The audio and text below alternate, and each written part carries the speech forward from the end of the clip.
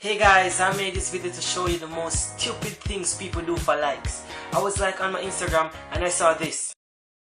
What the fuck was that? Now this bitch spent all her money, bought so many bags of Doritos just to sit in her bath and do nothing. That's like the most fucked up thing I've ever seen in my life. Now take a good look at this picture and tell me what the fuck this nigger is doing. Nigga!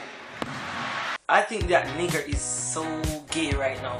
He's got like his little son or daughter sucking on his big fat blobby nipples. Help me!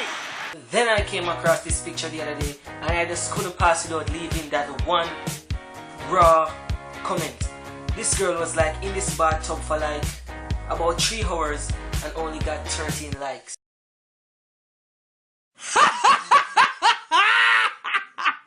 What? Y'all need to stop doing that. Come on, likes isn't all that. Please remember to like, comment, subscribe. More videos soon. And comment something that you really hate to see on Instagram. Peace.